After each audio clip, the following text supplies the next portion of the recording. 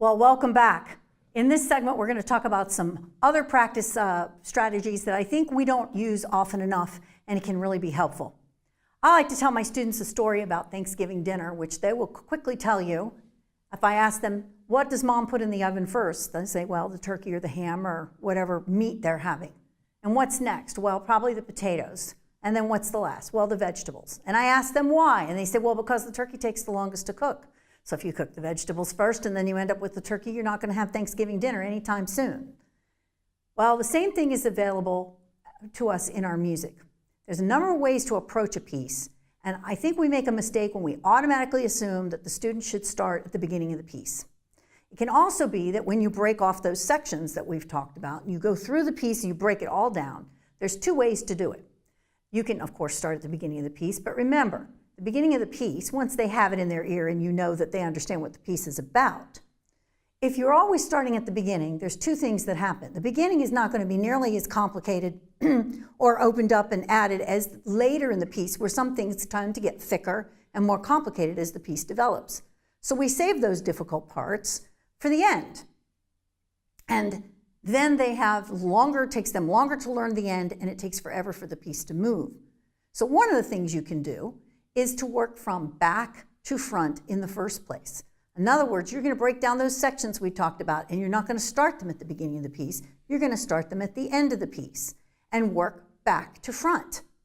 So let's look back at Opus 36 number 2 coming up on your screen again. We just worked on this. And we're going to talk about that. We did the magic 4 with this, right? Well, you can use that magic 4, but instead of having them start at the beginning of the piece, you're going to have them start at the end and learn this part.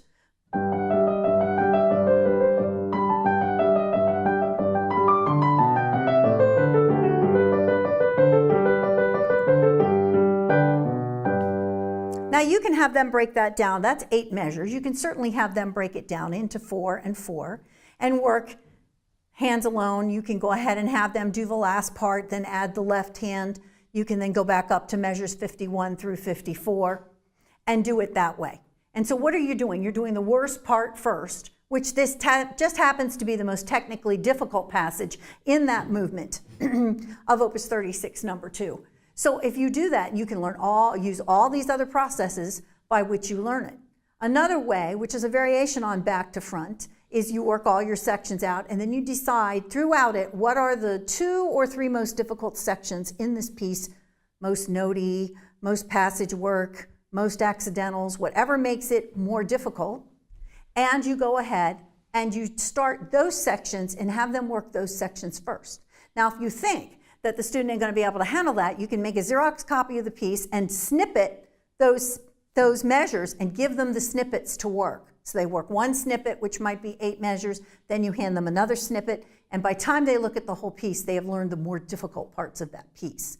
And you can use any method through that, from hands alone to hands together, to slow practice, to magic 9, double notes, any number of things to learn those more difficult passages. That really speeds up, because then when they get back to the beginning of the piece, it's a quick learn. And because you have started the more difficult parts first. So back to front practice, which you can do with any piece. In fact, as I've gone along, I've tended to learn pieces from back to front. Another thing that back to front pieces work does is it provides a security by the time you work your way all the way back to the beginning that might not be there had you not worked back to front. Another trick, if you're talking about memory, is to memorize the piece from the back end of the piece to the front, which gives you a memory security. Why is that? Because you're always working into the light. You're always working into a spot where you've already been. Instead of always working up to the knot, you're working into the light. You've already covered that. And I find psychologically, when I learn the end of a piece, even if it's just the last 16 measures of a piece, somehow I feel like I've already been at the end. I know where this piece is going, and I work my way back. This summer I was working on the boat on the ocean of Ravel. And by working the end and those last few pages that are very complicated as far as just rhythmically and working the pieces, the hands together and things, it really helped me. When I went out back to the beginning, it was like, oh boy, I've already worked the more difficult parts of this piece. And that really helped me. So you can use that at any level. and I think we often ignore that. And so students start pounding at the beginning of the piece, and they really don't know where they're going yet. So it's worth it to set up the piece in the lesson and decide exactly how you're going to approach the piece, possibly working either passages that are more difficult or working from back to front.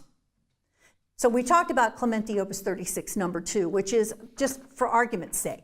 Now let's move on to downbeat to downbeat. I call this downbeat to downbeat, 2x2 and 4x4. Now this is the Atwood Sonatina in G. This is the rondo, and I'm working the end of it, measures 17 through 24, which is coming up on your screen now. Because again, this one has a lot of notes. I picked out things that had a lot of passage work. You're going to be hearing one of my students play this in this next segment. He's working on this summer. Now, how did he get through this passage of 17 through 24? One of the things is downbeat to downbeat practice. When you get to the point of going, getting it hands together, but there's all these notes, what you want to avoid is them starting to play mechanically to get the notes together.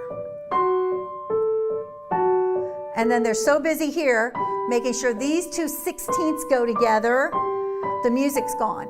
They're too busy worrying about how to get it. So when you start to get it hands together, one thing you can do is what I call downbeat to downbeat practice. Now, downbeat to downbeat, you always go over the bar line. The reason for that is that you want to have those seams nice and smooth. If you wait at the end of the measure, then you have this, then there's a bump there. So you always practice to the downbeat, but you don't land. If you land, you're adding in a gesture that you're not going to do when you play it together. So the downbeat practice would be and.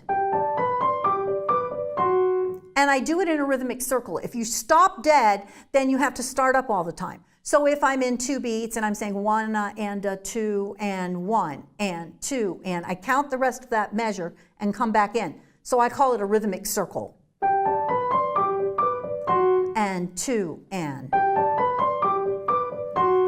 2 and. By the time they get this, they're starting to get it. Now I'm going to go to the next one. And 2 and. And in this way, you have momentum, because once you get that momentum and you're going around in the circle rhythmically, you're not stopping and starting and coming from a dead spot. Now, the next thing you can do with downbeat to downbeat is go what I call 2x2. Now I'm going to enlarge it, and I'm going to go 2 measures by 2 measures to get the same effect, but now I'm spreading it out. And 2 and.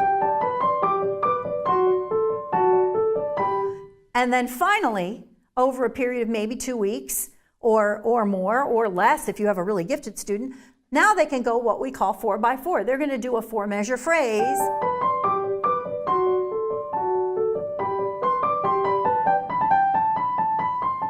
Always end on the downbeat of the next one, okay? That is essential to them being successful, particularly in this passage work, or else they're reading notes. And once they're just reading notes, the rhythm is gone, the music is gone, and they're just trying to plow down the notes. After all, our point is to make music from the beginning. It's not very rewarding when all you have is trying to put it together. So by doing this in these littlest snippets, now you're going to tell me, and I know it's true because I've had this happen in my own studio, students go home and then they don't exactly do it. The famous statement some of my students always say, I said, well, did you practice downbeat to downbeat or 2x2 or 4x4? Well, sort of. Sort of means they did it one day and then they veered off to their old way of doing things. That takes time. And particularly if they are a transfer student that did not start with you, teaching these better ways to practice takes time. They keep sliding back to the old way. They start at the first measure and they plow through. That takes patience on your part, and it takes patience on their part to learn how to practice in a more intelligent, musical way. Now, one of the things, again, I'm going to reiterate, is it's important. You can't tell them about this. You have to have them experience it. I'm demoing for you. But what if your student, you're sitting there and you walk them through it, make them do it. Take time and say, oh, you know what? By doing that 2x2 and 4x4, that took you 3 minutes. You've got 3 minutes to do that, because their thought is, I'm not playing all the other notes of the piece, so I must be getting behind. The motto, less is more, is essential. And what we want to do is teach them that by working the more difficult places more intelligently, they're actually getting more done and they're going to be more successful. But that takes patience on your part in the lesson to teach them that and actively have them do it in the lesson every single week, because you're going to lay that groundwork and it just takes time to dry and set up. And it may take you months, it may take you an entire year to teach a student how to practice well. Some of them, admittedly, will not always get it, particularly if they come from a transfer situation where they had many, many years in which they opened the book and just blasted through the piece and played it twice or whatever it is they did. This is a whole nother level of practicing, but if you don't teach it, then they're not going to progress and they're not going to ever be much more than even mid-intermediate becomes difficult. And then they stay there, or they get to about mid-intermediate and they stay there. And 2 years later you hear them play and they're not any much further along because they're stuck. The way they practice, the way they work at something is note-driven, so they don't get the gesture, they don't get the feeling of the melody and how it works within the phrase and get to the music and get past the technical difficulties they're going to have in that piece. So then they're frustrated, and that just, they sit at the same spot. And that's frustrating for everyone. So we want to avoid that, okay? Now, let's talk about another practice method, and that is first and last. Now, I've split this up. The more advanced word of it is foil: first, outer, inner, and last. But at this level, with students in the intermediate level, you're going to have trouble with the inner. So I'm going to talk about FL, which is first and last. And I'm going to go to, you will see come up, the Kabalevsky Takatina, that wonderful middle section with this.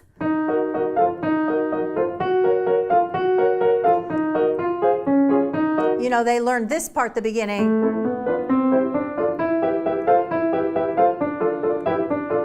All's going well till you get all these black keys going down and all of this moving around in the right hand with those.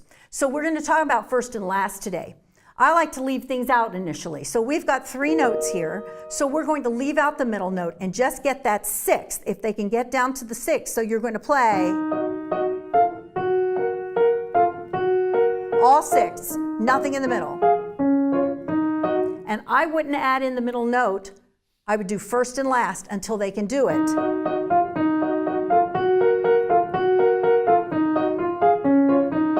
Until they can do that successfully, there's no point, because they're going to do this and get frustrated. They're going to get frustrated and they take forever, because then they come back and you're getting, if they get to here and can actually get that. Now, I'm going to throw in one more thing. That's 1. Now, way to do it is first and last. Now you're going to get to, I've got to add the chord. So now you can play add a chord. So they can just leave out the left hand for a minute and practice going one chord added, and students like this. Build a chord, add a chord, forward chord crawl, you can call it whatever you want. Get that? All right, now, the other thing they have to know in this passage is that you cannot go out and in with your hand. When you have black keys, you must stay black and white, caddy corner, and the whites are inside the key. It's as if you have a highway going halfway from the white key and halfway to the black key, and you're going along this segment of the keys to play, not out here. So if they're doing this, and then they're all the way out here, they're going to lose when they come back in here. So they stay inside. So add a chord is a great way to do that. I'm staying inside. My thumb is literally up against this black key. It's not out here at all. So that's one way, that's one thing that they need to know to play this passage. But we add a chord. So we did 2, then we do 3. Now add your left hand. After you do that several times. All right, now add your left. Guess what? You've got this. Now you have the next measure. Now you have to get this.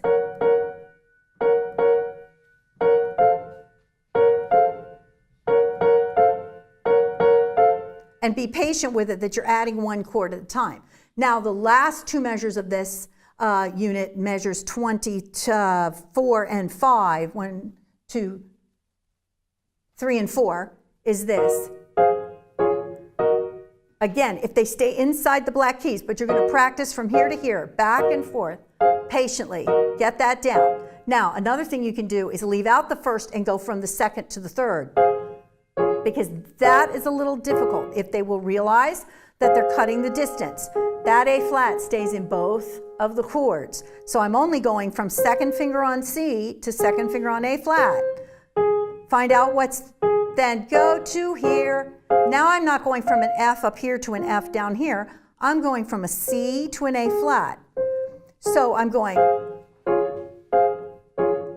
now put it back together. And then back to your home chord, which is often used, the E flat minor triad in first inversion. So by adding forward, first and last, and then going forward, add a chord, and then you have another measure for free, then get this down.